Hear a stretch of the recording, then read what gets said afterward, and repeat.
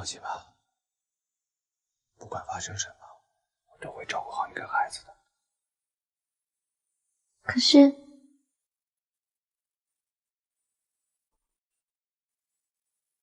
放心吧，我自有我自己的分寸。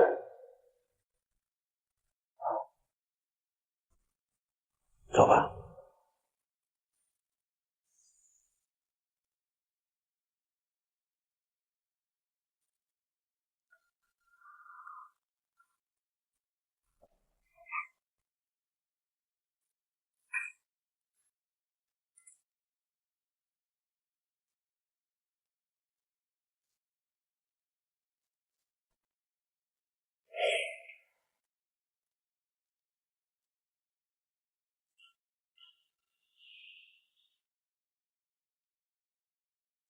我认识她比你早，像我一个朋友，一个有故事的女人。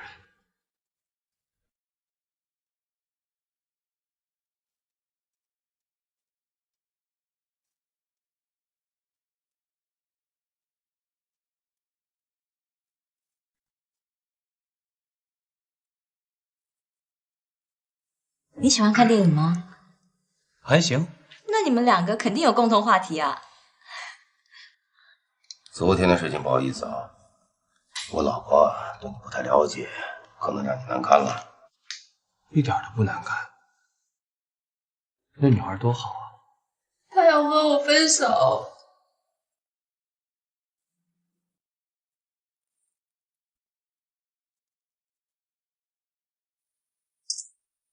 那天我离开你，其实我并没有走，我就坐在楼道里，有一个男人，他就住在楼下，带我走。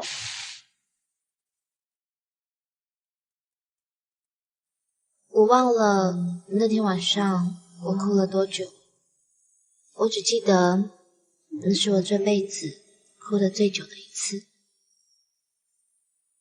但我哭得那么心安，比在你怀里的时候还要心安。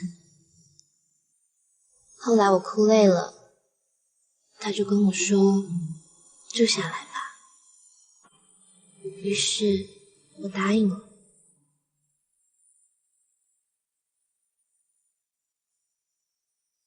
其实我结婚远比你早很多，大概距离我离开只有1个月吧。他说他爱我，愿意娶我，愿意和我一起养大孩子，于是我嫁给了他。我知道你没有换钥匙，有时候趁你不在家，我会偷偷的回去看看，看看我们曾经生活过的地方。我拿走了一张我们的合影，我本来想把我们的合影带在身边，但我又怕自己看了伤心，最后还是决定撕掉它。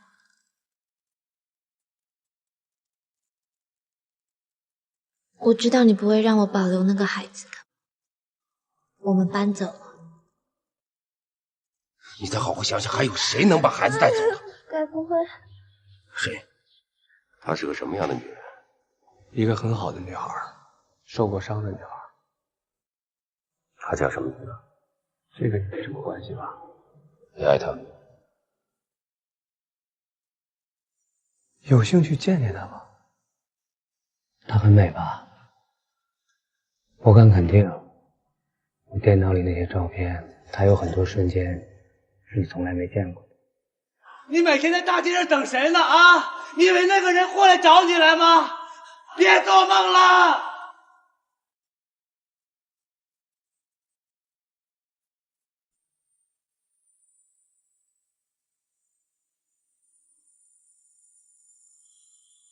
你们出来5年了，住满了，你有什么事儿吗？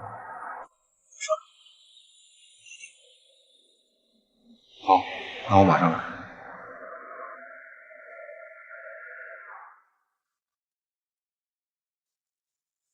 有话就说吧，你这个人心里有事儿都写在脸上。我现在特别想找人说话，特别想发泄，我他妈心里那种火都逼疯了。仁义又骂你了？我今天见到一个人，谁啊？然后呢？我看见他跟仁义在一起，当然我没有让他们发现我。这样也好，等真相大白了之后再告诉他。说实话，我现在心里越来越迷惑了，我真的不知道我是不是应该继续下去。怎么了？我看见爱宝和仁义在一起，他们俩是那么温馨，爱宝是那么宁静。我突然感觉，是不是爱宝跟仁义在一起的时候，他们是很幸福的，根本不需要我去解救他。你觉得他们在一起会幸福吗？也许吧。你错了，你肯定知道农夫和蛇的故事。农夫救了蛇，最后蛇把农夫咬死了，这是本性使然。你觉得一个逼死你妻子孩子，使你家破人亡，或许现在手上还有另一条人命的人，能照顾好爱宝吗？不管怎么样，我都会把这件事情查下去。有什么进展吗？我听到他们俩谈话了，那个老头好像跟爱宝的关系非常的近。我打算明天去趟爱宝出生的地方，好好的把这件事情查一查。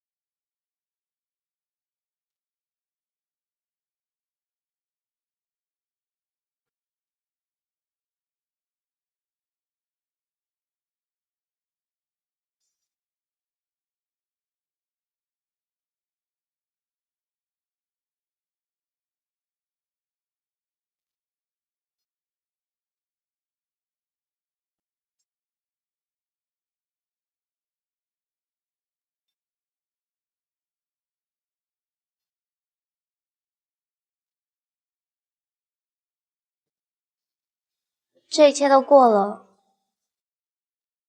放了他吧。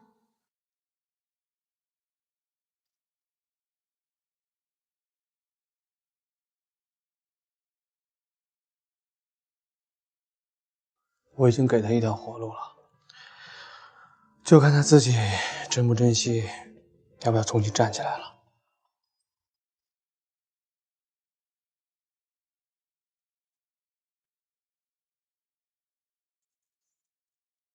可是我们都不已经有我们自己新的人生了吗？何必要让那些陈年往事再来打扰我们呢？血债血还，这个世间是有因果的，你种下什么因，就会得什么果。我自有我自己的道理。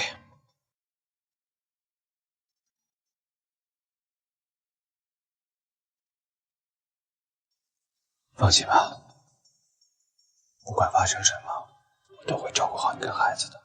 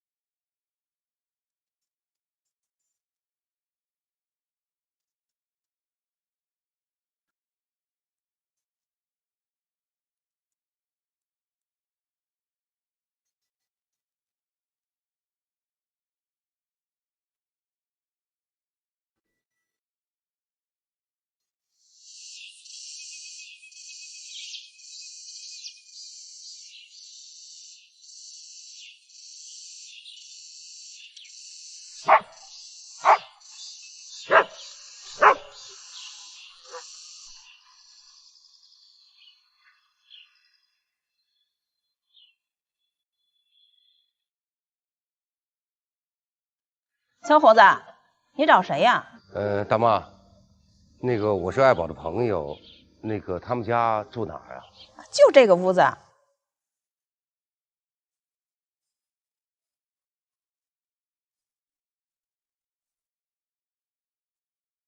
哎，大妈，他们家是不是出事儿了？怎么会放俩遗像呢？那是爱宝他妈妈和他继父，他妈妈是得了胰腺癌，1个多月前就去世了。他这个后爸呀，可能是太伤心了，又加上生活潦倒，就跳楼了。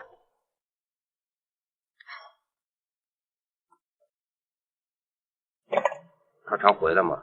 不常回来，自从上了大学，好多年都见不到他了。最近家里出了事儿，他回来料理，才又见到他。听说是结了婚了，孩子都蛮大的了。哎，爱宝这孩子啊，是个好孩子，就是命不好，从小吃了不少的苦。你是他朋友，能帮就多帮帮他。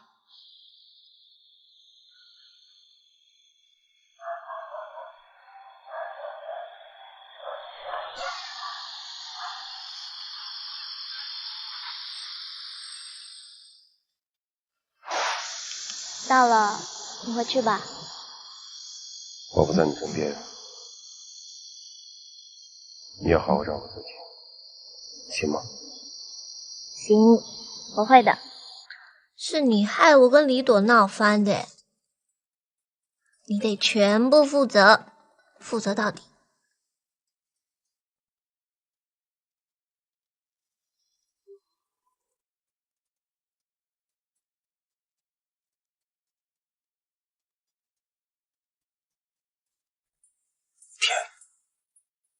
我有自己的公司，赚好多钱，你俩生好多孩子，我们周游世界。我也很想周游世界，我们可以买一艘游艇，然后去各个岛钓鱼，去潜水，好吧？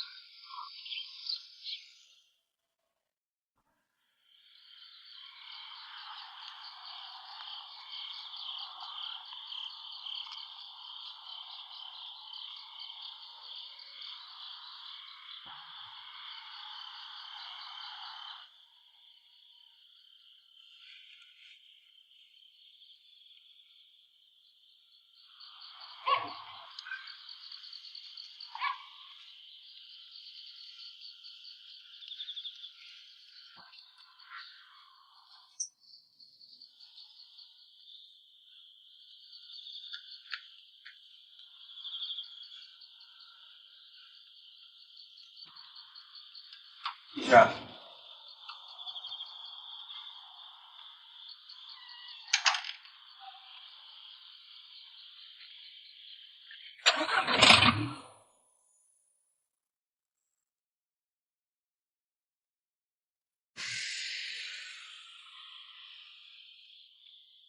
这次你去爱宝的老家，查出什么新线索了吗1个月前，爱宝的母亲得了胰腺癌去世了。那个跳楼的老头，就是爱宝的继父。啊？啊？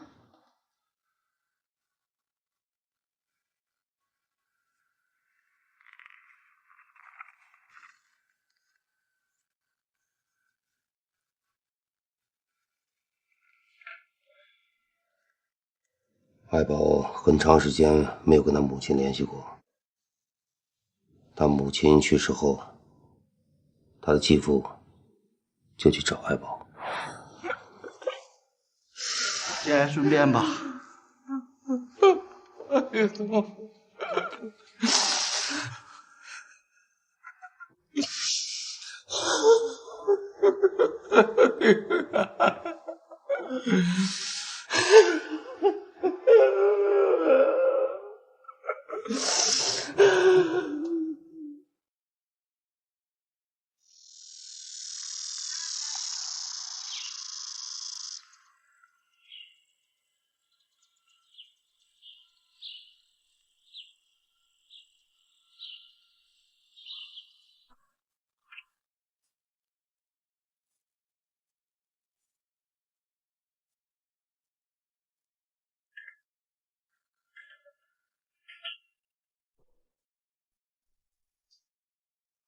你到这儿来干嘛？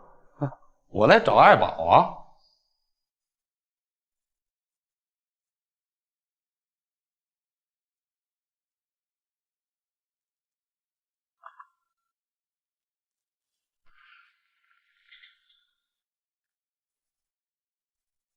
爱宝他不想见你。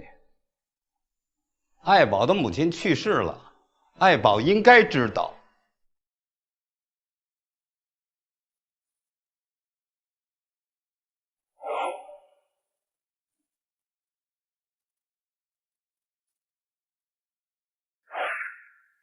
任总，您找我？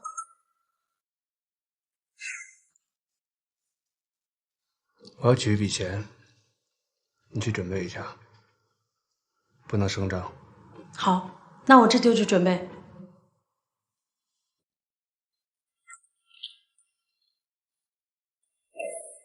那个老头，他到公司来要钱的时候，老板第一次特别痛快就给他了，而且让我把专项款提现金给他。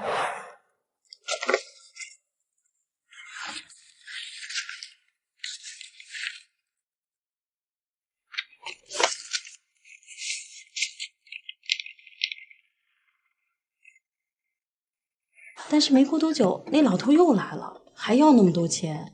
这次咱们老板啊就没给他，他就让我去打发他。当时我找到那个老头，给他说了几句话，就争执起来了。不是跟你说过了吗？我们老总有指示，我现在不能把钱给你。不是说好了吗？怎么能反悔呀？那老头啊，跳楼之前财务部找过高监，神神秘秘的，没几个人看见。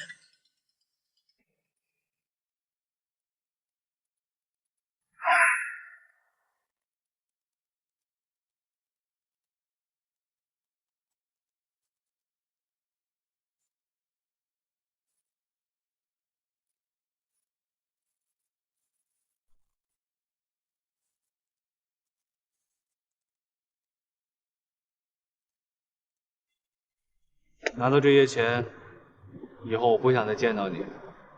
放心，在这些钱没花完之前，我不会找你麻烦的。少废话！我要你永远消失。不管怎么说，爱宝也是我女儿啊，女儿养老的是天经地义的事儿。你娶了爱宝，按理说你还应该乖乖叫我一声爸爸呢。哎，跟我废话！你滚，听见了吗？我让你滚！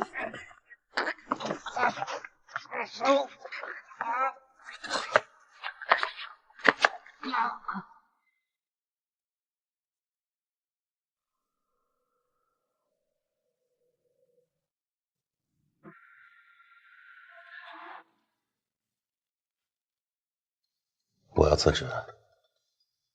为什么？我感觉这义一直在提防我，而且现在在公司里也不可能得到更多的东西。那你不想继续调查了？辞职以后，我会有更多的时间。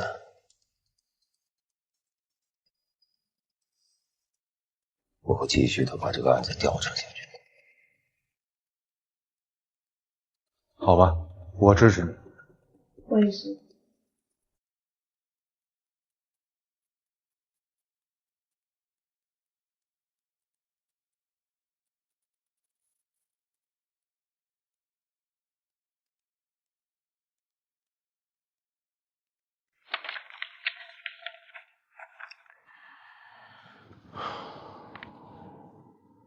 我早都料到会有这么一天了。怎么着？最终还是受不了了？没什么受不了的，只是因为我有更重要的事情需要去做。有更重要的事情要去做，这个借口挺好。你注定是个失败者。你错了，有一天你就会明白的。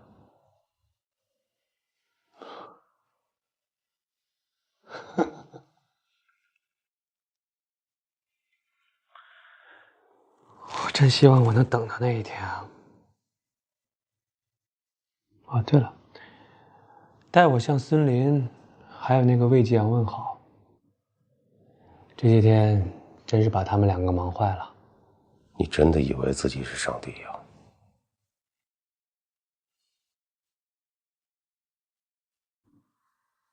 也许吧。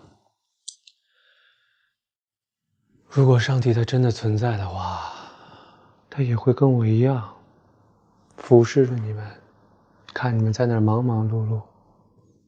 虽然不会有什么好结果。你又错了。有句老话，善有善报，恶有恶报。你不过是上帝手里的一个玩偶，终有一天你会受到惩罚。那我们就拭目以待吧。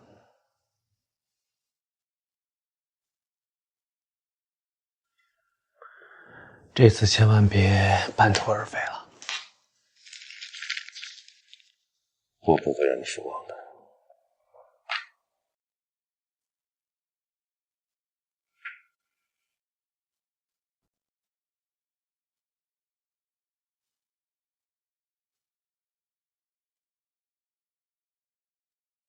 你们昨天在电话里跟我说那些疑点，我都仔细分析过。您怎么看？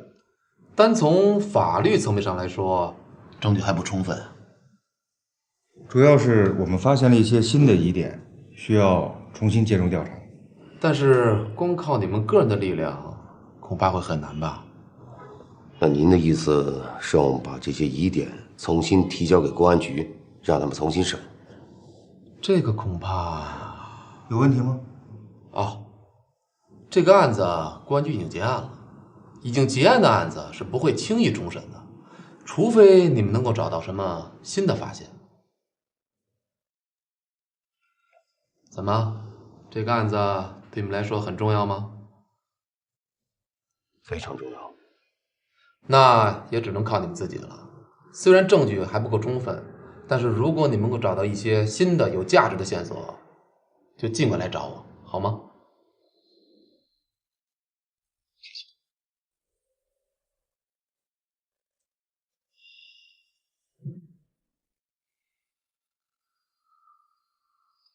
别气馁，律师也说，并不是完全没有机会。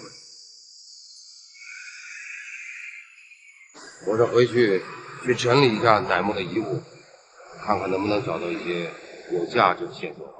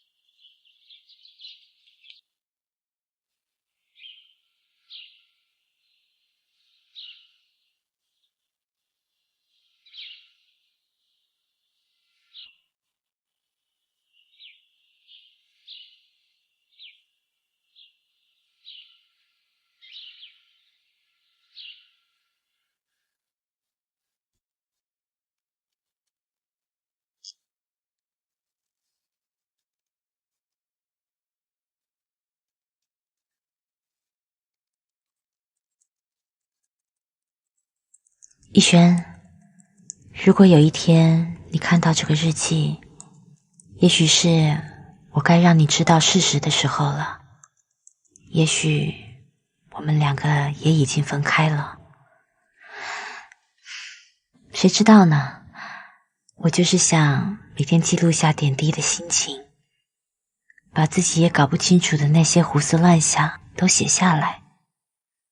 这里面记录的点点滴滴，不管是欣喜、感动、失落或是悲伤，都是我最真实的感受。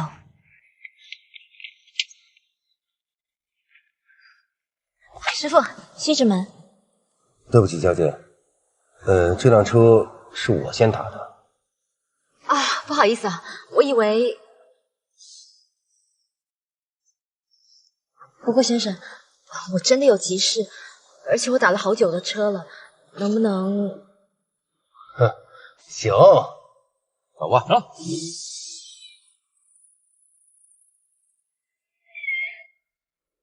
今天谢谢你。别那么客气。再见。再见。今天回幼儿园的路上，偶然认识了一个叫林逸轩的男人。他长得很酷，高高的个子，黑黑的皮肤，还有一双忧郁的眼睛。老师。不过他的人挺不错的，他不但让我拼了车，而且还帮我捡回了手机呢。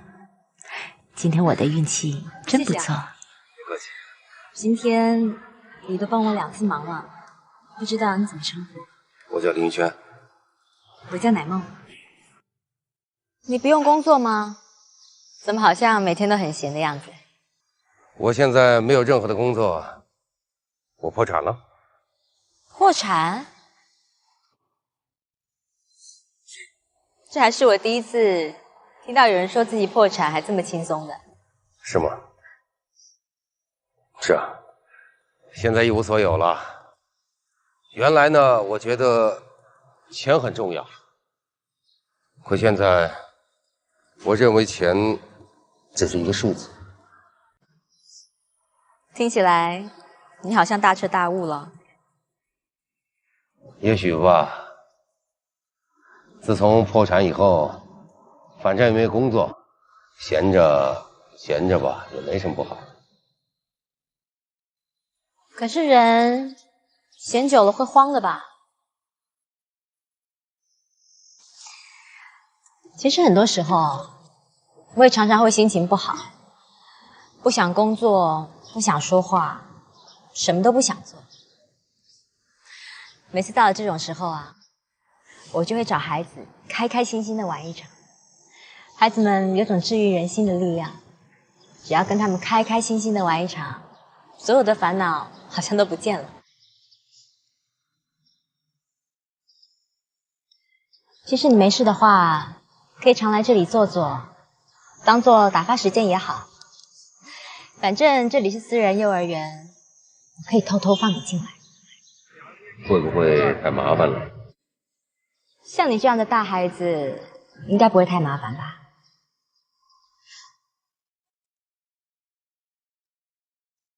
今天林逸轩又来找我了，他说他最近失业，没什么事情，所以过来找我聊聊天。奇怪的是，我从他的眼睛里并没有看见一个失业者的沮丧，反而有种轻松下来的感觉。大家都洗手了没有啊？洗啦！真棒！好啦，现在可以开动了。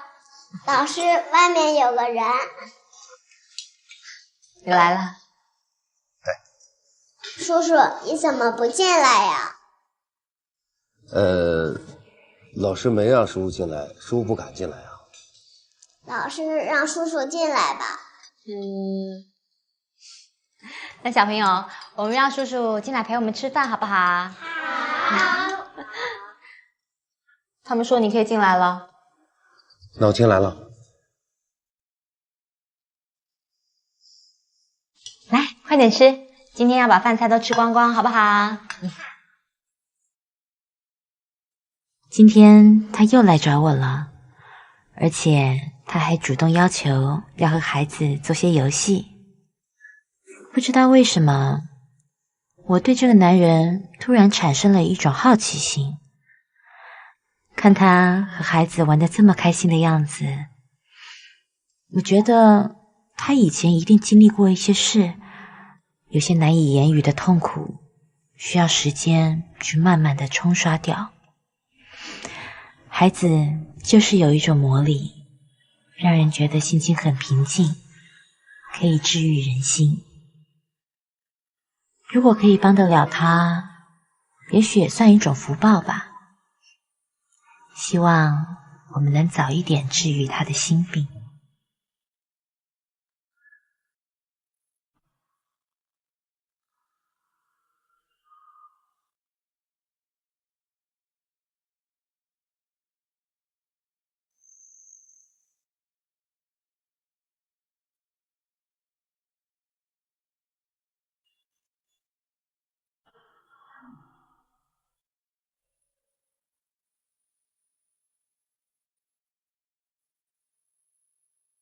最近见到他挺多的，他和孩子们也越来越亲近。有时候感觉他就是一个没长大的孩子，根本不是外表上的那样。有时候我也想问问他过去究竟发生了什么，可是我忍住了。我只是觉得他休息了这么久，应该已经准备好可以重新出发了。也许我需要做的就是轻轻地推他一把。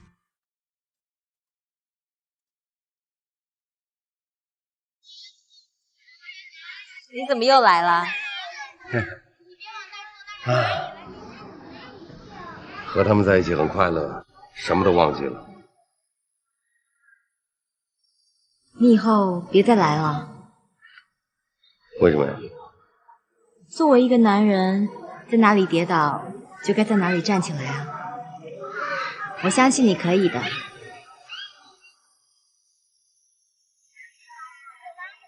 怎么啦？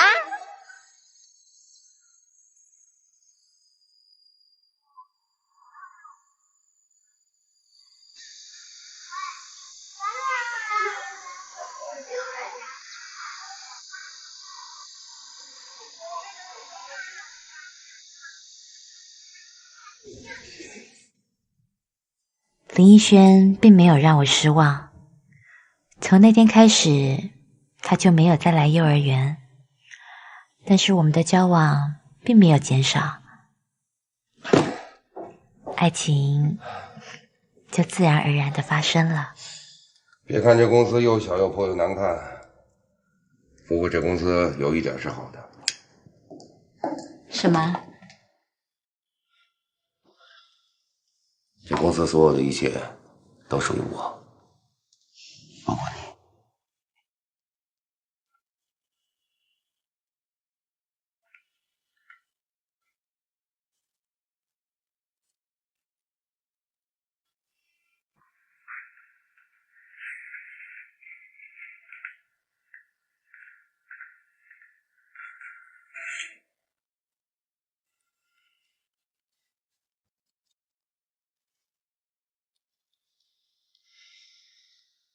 辛苦你了。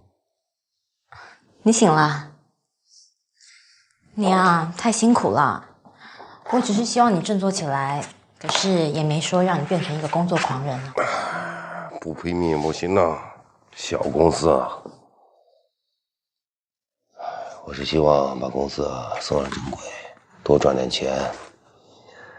咱们俩在一起啊，可以多生点孩子。我还想办个幼儿园呢。你这算是在跟我求婚吗？是啊，我想你做我老婆。你怎么知道我一定会嫁给你啊？我觉得我们俩在一起合适。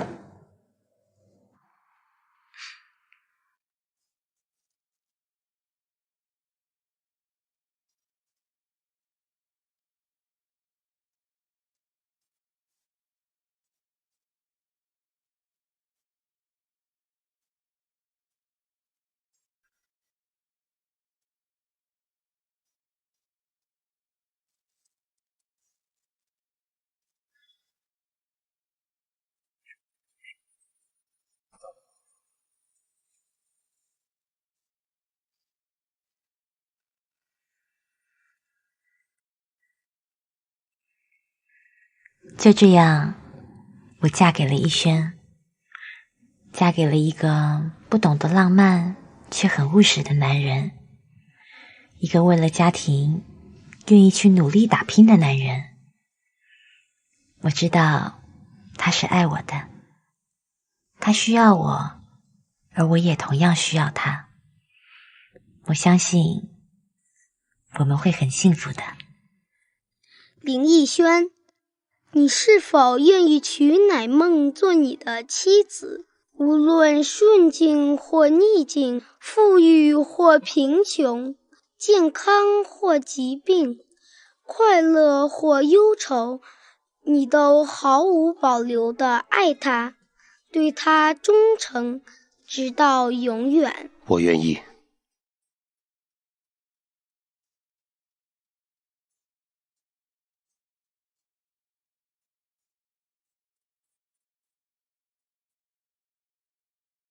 乃梦，你是否愿意嫁给林逸轩为他的妻子？无论顺境或逆境，富裕或贫穷，健康或疾病，快乐或忧愁，你都毫无保留地爱他，对他忠诚，直到永远。我愿意。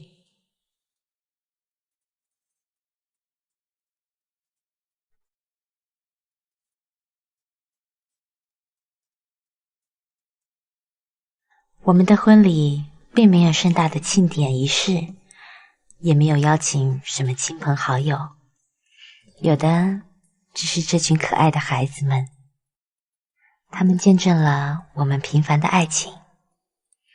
我很庆幸可以成为逸轩的妻子，我只想做他背后的女人，让他们有后顾之忧，然后生几个我们自己的孩子，建立一个属于我们自己的幸福家庭。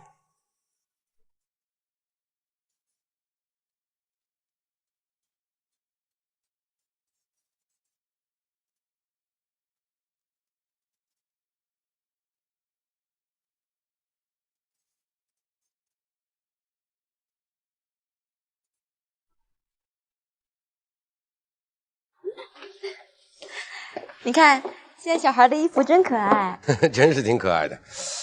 这好像是女孩的吧？你哪知道我们生的是男是女啊？那你想要男的女的？是孩子都行啊。哎，还有这黄色总没有分男的女的吧？买了都能用。这塑料的吧？老公，你看，贴哪个？这个吧。贴哪个？往这儿，往这儿。那儿。你觉得呢？往那儿。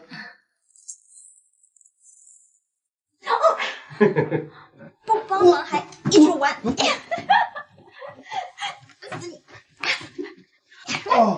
哦，你不要放开我，放开我啊！这小孩子在房间不可以这样子。这个推车还可以折叠，特别方便的。不错呀。你推给我看看。来，我试试。我来看看啊。我走喽，晒太阳了。哦，挺有好爸爸的样子。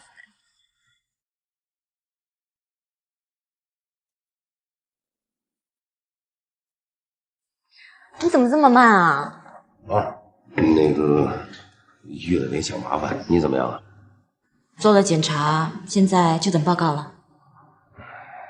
没事的，我相信我们肯定没事。确实是身体上的问题导致的不育。什么？这没事，没事，是男方的问题。是我的问题。你之前是不是受过什么比较严重的外伤？受过。我几年前呢盆骨受过伤，不过现在已经长好了。没有取经的血块呢，现在还存留在你的体内。可能引发了后遗症，导致精子质量的下降。那有没有医治的办法？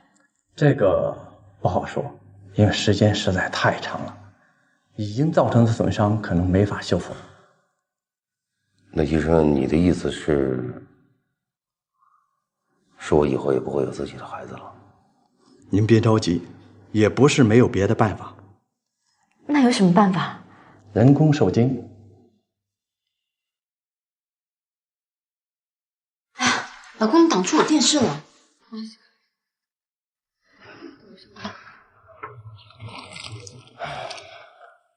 别在家待着了，出去溜溜吧，吸收一下新鲜空气。我在看电视呢，现在正精彩。有啥好看的呀？我跟你说，电视辐射最大了，万一咱们有孩子，我对孩子不好。好，那我别看电视，我去做饭。你怎么是个辛苦命呢？今天我做，你到外面晒太阳去。啊？听话。你行吗？行的。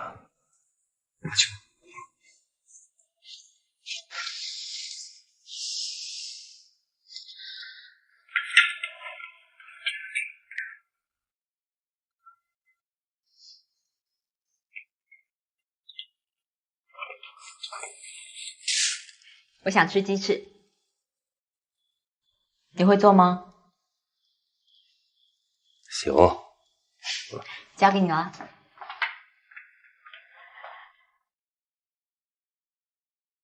还没有反应吗？没有，都试了这么多次了，要还上早还上。咱们再去趟医院，也不知道是哪些方面出了问题。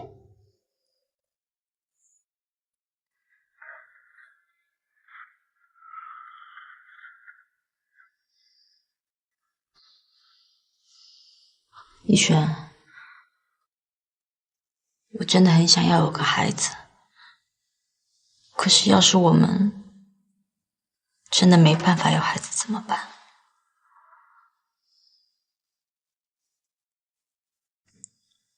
会有的，一定会有的。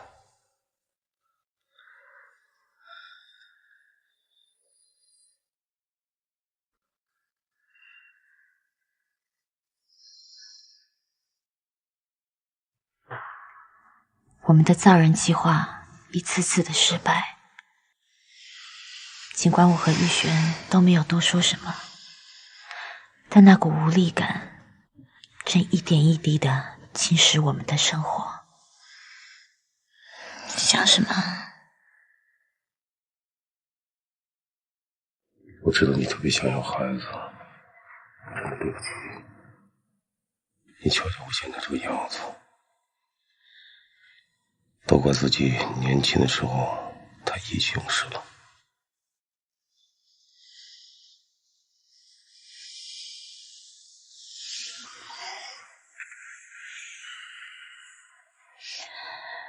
这是上天跟我们开的玩笑，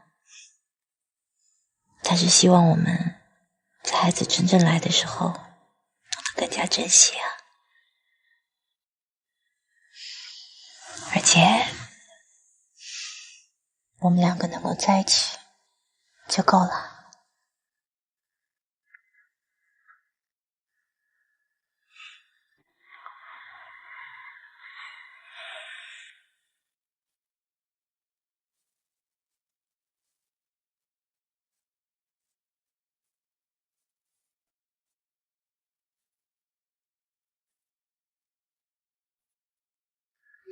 好了，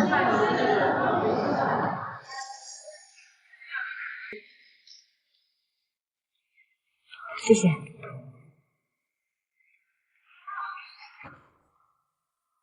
今天我自己去医院做检查，逸轩最近工作比较忙，我不想打扰他。更重要的，我不想看见他失望的表情。还是不行。我已经跟你说了，你不要在这种方式上抱太多的希望。总这样下去，对身体也不好。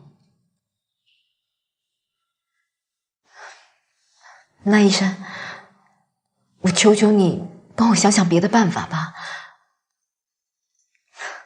我愿意冒险，不管是什么方法，只要有一点机会，我都愿意试。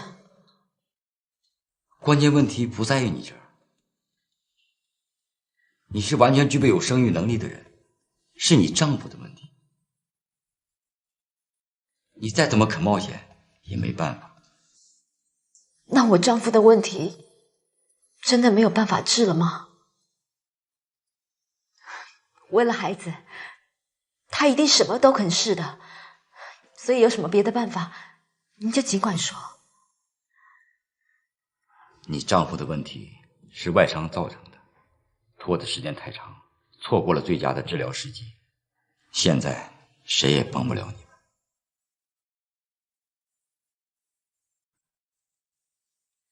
忐忑不安了好几天，该来的还是来了。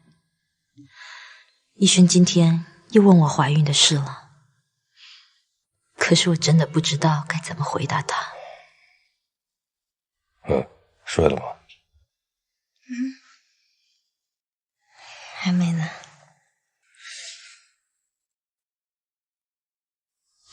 老婆，那个，我记得应该这几天应该去趟医院了吧？上次医生说了，如果怀孕的话，应该这几天就能看出来了，对吗？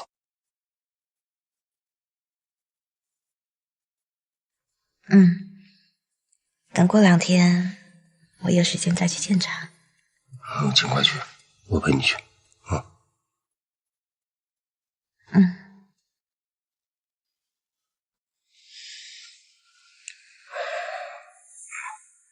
昨天晚上我做了个梦，你知道是什么吗？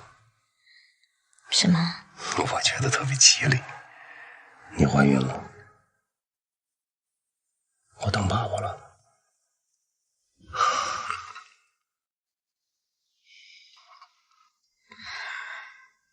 我也知道你特别想当妈妈。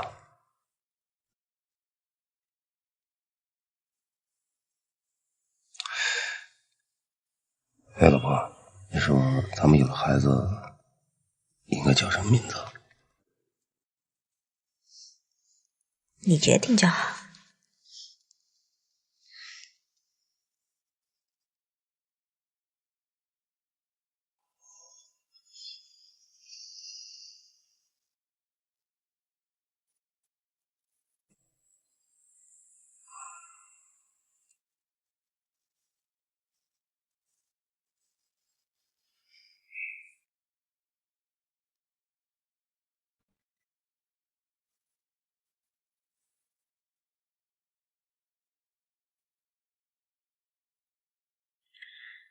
逸轩的一番话让我无言以对，我无法告诉他，其实医生已经下了定论，他是没有生育能力的人了。可是我能做的，只是在心里默默地哀求上苍，哀求老天爷可怜可怜我们，赐给我们一个孩子。就算希望很渺茫，我还是期望有奇迹的发生。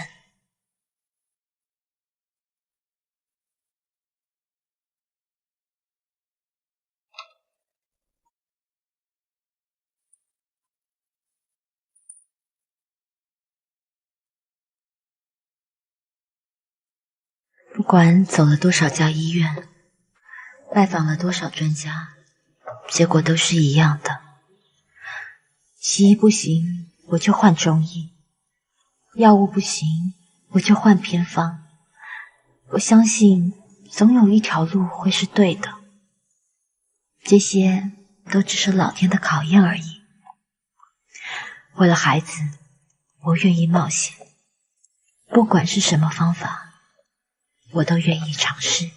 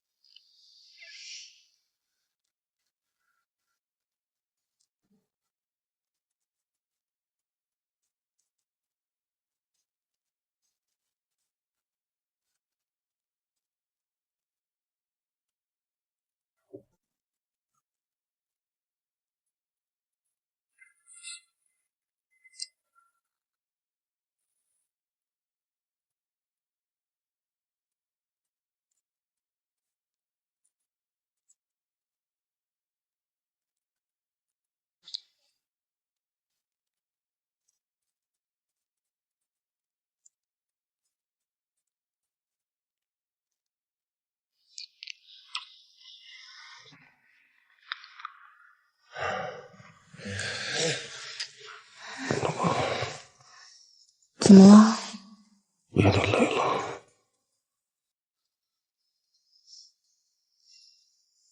累了就睡吧。对不起。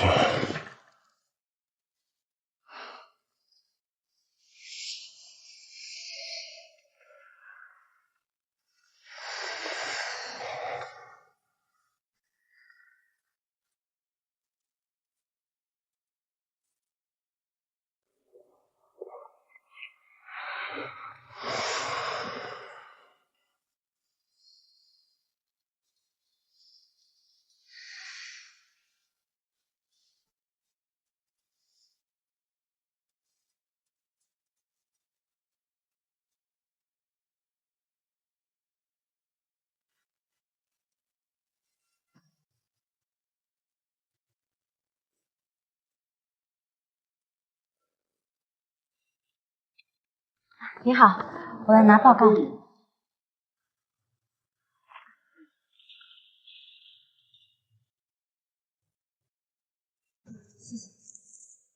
已经记不清这是第几次来医院做检查了，可是每次结果都是一样的。医生，这次的结果怎么样？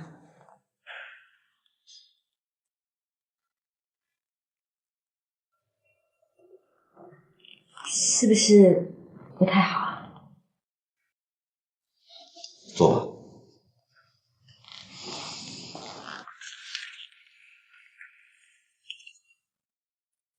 这次人工受精又失败了，还是老问题，是精子的质量出现了异常。其实，这也是我们意料之中的事。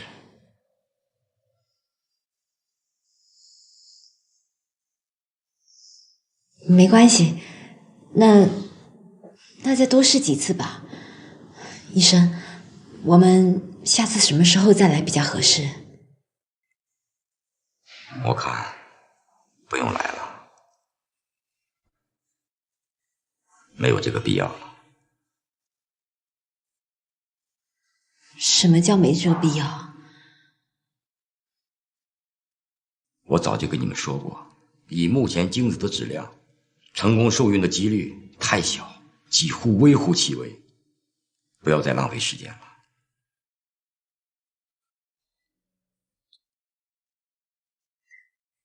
可是微乎其微还是有希望的吧？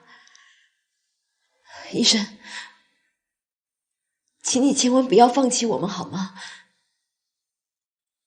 我和我丈夫真的很希望有我们自己的孩子。你们的心情我能理解，其实微乎其微就是已经没有机会了。按目前的情况来看，恐怕你以后很难怀上孕。对不起，我们也无能为力。如果可以的话，你们可以去领养一个孩子，现在这种情况也不是没有，一样可以满足一个做母亲的愿望吗？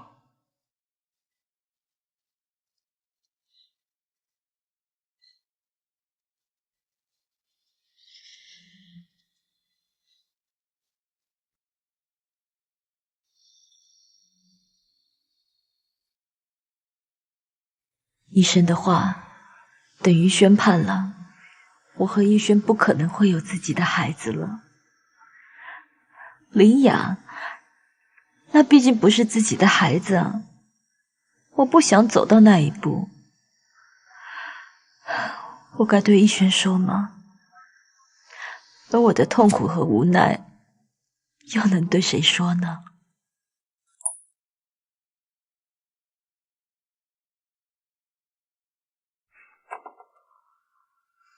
嫂子啊，是你啊！林总说家里的水管坏了，我过来看一下。嗨，有什么麻烦？今天仁义来家里帮忙修水管，我有点意外。不过仁义确实是个热心的好人。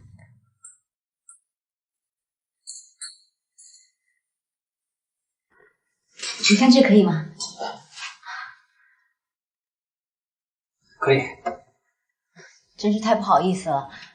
逸轩他太忙了，要是等他来修，都不知道等到什么时候。嫂子，你说这话就客气了。平时在公司啊，任总那么照顾我，这点小事儿举手之劳。说什么？陪我来。可是话也不能这么说，你在公司都这么忙了，家里的事情再麻烦你，真挺不好意思的。其实平时在公司啊，我林总的叫，在我心里啊，你们早都是我的朋友了。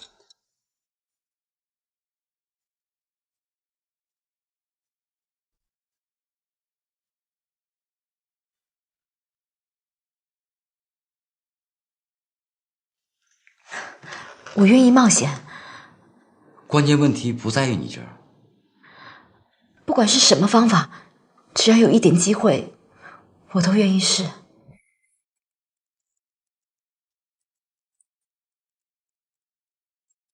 最近这段日子，仁义经常给我打电话和发短信，我们也熟悉了起来。本来我只把他当弟弟看的，和他聊天总是能感觉到很放松，那些不能对逸轩说的话，他似乎都能够理解。只是渐渐的，我感觉到他有别的想法了，甚至约我单独见面。我想以后还是要保持距离比较好。仁义的确是一个很有才华又浪漫多情的人，原本我想把他介绍给爱宝的，可是他们似乎都没有这个意愿。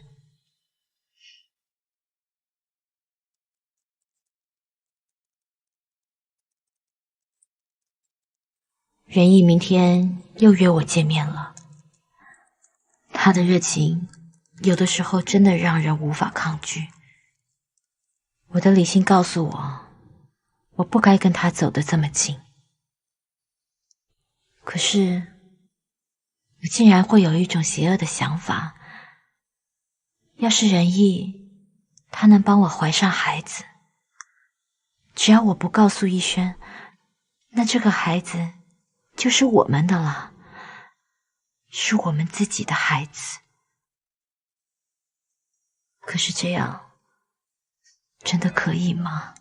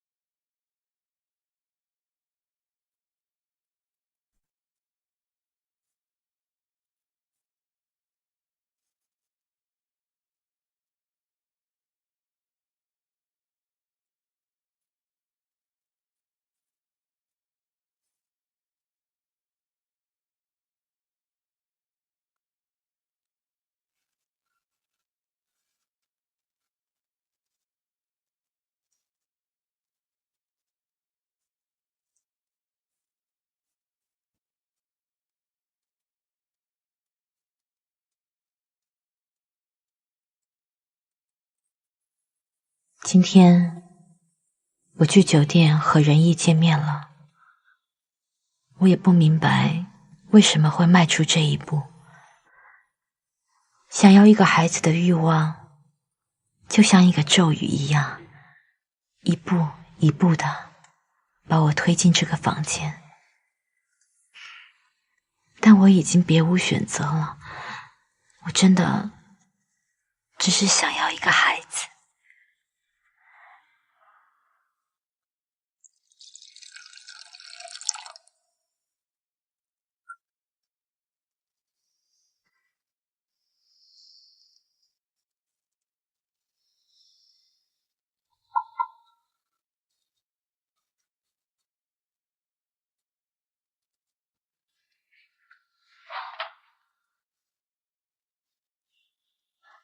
很准时吗？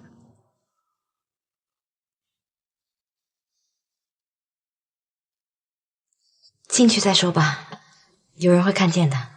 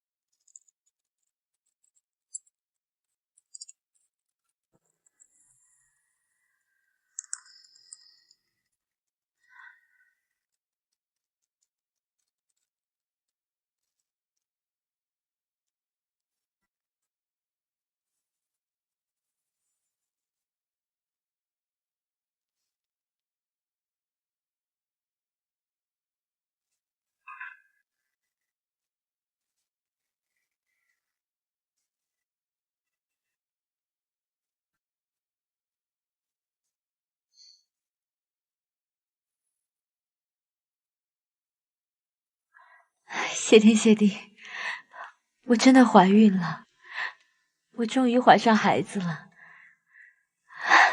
接下来该怎么办呢？我该告诉逸轩吗？可是这是仁义的孩子，对他真的太不公平了。不行，我还是应该再隐瞒一段时间。现在告诉他，他会不会怀疑呢？只要逸轩他不清楚我的怀孕日期，应该就不会被发现了吧？我到底应该怎么办呢？我终于怀上了孩子，我应该高兴才是啊。可是我的心里怎么这么难过呢？我到底做了什么？我到底对逸轩做了什么？可是我真的只是想要有个孩子，想要有一个完整的家。老天爷，你可以原谅我的自私吗？南梦，南梦。